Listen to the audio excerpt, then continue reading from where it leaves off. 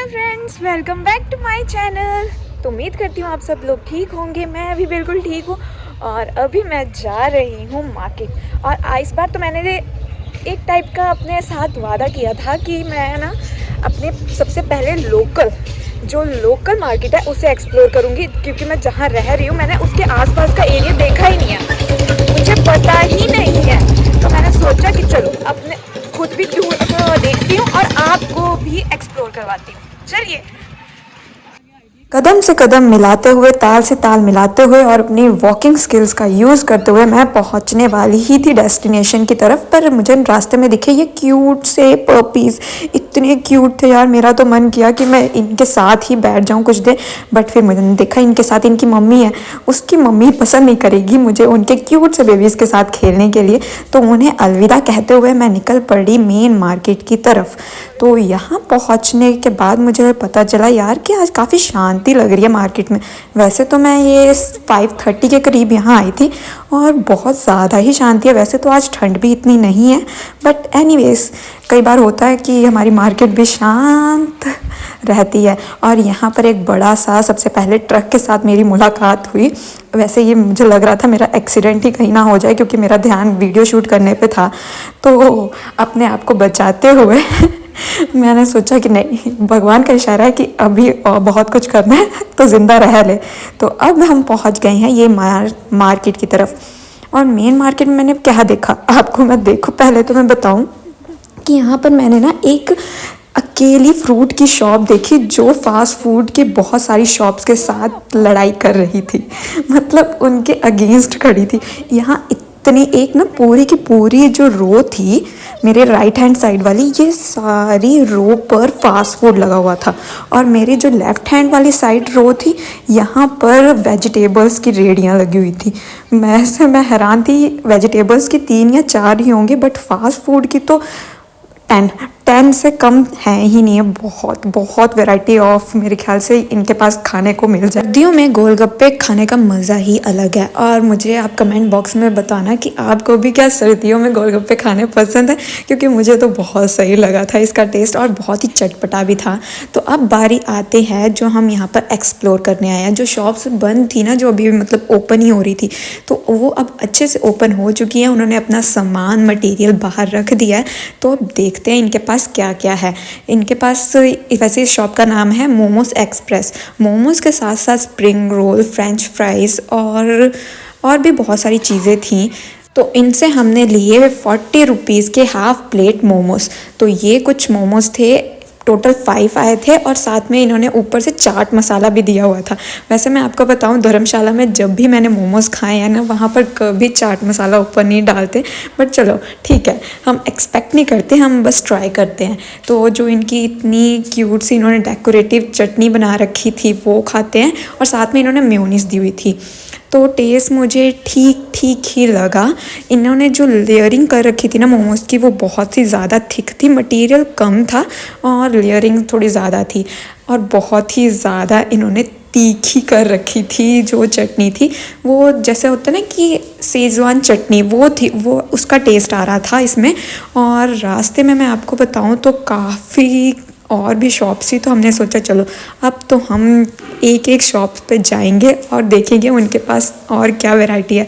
पर अभी भी मेरा मुँह ना जल रहा था वो लाल वाली चटनी खाने की वजह से। मेयोनीज उन्होंने दी थी, बट ठीक है। फिर मुझे लगा कि मेयोनीज के मोमोज़ का टेस्ट नहीं आता, ये सिर्फ एक दिल्ली वालों की हाइप बनाई हुई है। अगर आप पहाड़ों वाली साइड जाएँ और वहाँ पर मोमोज़ खाएँ ना, तो आपको कभी भी मेयोनीज साथ में नहीं मिलती, सिर्फ रेड वाली चटनी होती है जो कि उन्होंने खुद बनाई होती है।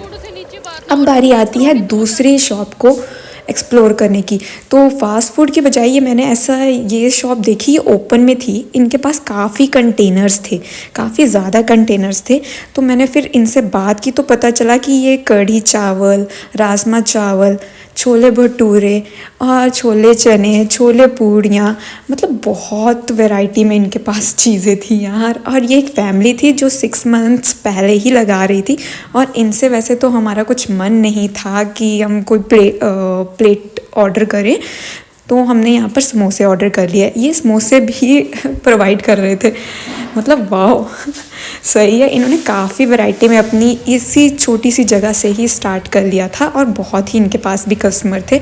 समोसे की बात करूँ तो मुझे टेस्ट में अच्छे लगे। 15 रुपीज़ का एक समोसा था और साथ में ना उस समोसे में यार पनीर के पीसेस भी थे जो कि अनएक्सपेक्टेड था। और अब हम पहुंच गए हैं चाइना टाउन।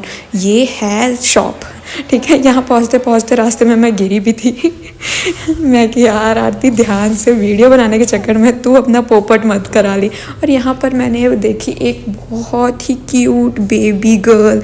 ये बेबी गर्ल ना मेयोनीज के पैकेट्स के साथ खेल रही थी।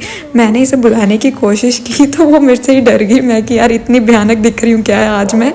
तो ये बहुत ही क्यूट बेबी थी और इनसे ऑर्डर किया हमने काफ़ी कुछ। सोच तो हम यही रहे थे कि हम काफ़ी कुछ ऑर्डर करें, बट फिर हमने लगा कि नहीं यार वैसे भी दो तीन चीज़ें ऑलरेडी खा ली हैं, तो आज का लगाम हम अपने ऊपर कसते हैं, जीभ के ऊपर कसते हैं और हम कोई एक चीज़ ट्राई करते हैं। तो हमने भैया से पूछा कि भैया आपको बता दो कि आप सबसे अच्छा क्या बनाते हैं। तो उन्होंने कहा कि बर्गर हमारा मतलब बहुत अच्छे से सेल होता है। मैं कि चलो ठीक है आप हमारे लिए एक बर्गर लगा दो। तो भैया हमारे लिए एक बर्गर लगा रहे थे, तब तक मैंने वेट किया कि अब हमारा बर्गर आएगा। और मैं ये थोड़ी सी शॉपिंग कर रही थी क्योंकि मुझे अभी भी तलब थी कि हम बाहर आए हैं तो सामान भी कुछ ले ही जाएं घर के लिए।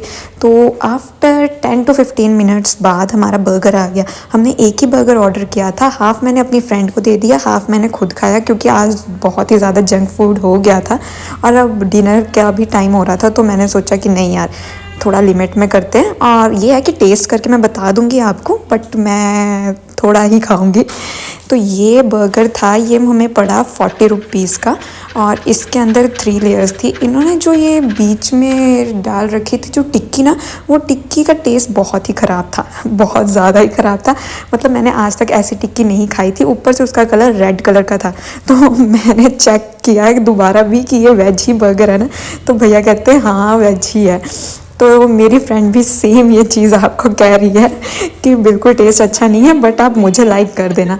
और आते वक्त वापसी में हमने ली 10 रुपीज़ की कुल्फ़ी।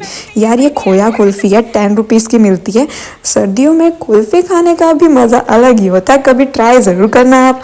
तो ये 10 रुपीज़ की कुल्फ़ी है, बट ना मुझे इसके जो पैकेट है ना उसे पकड़ के ही पता चल गया था कि ये कुल्फ़ी सही से नहीं आई है।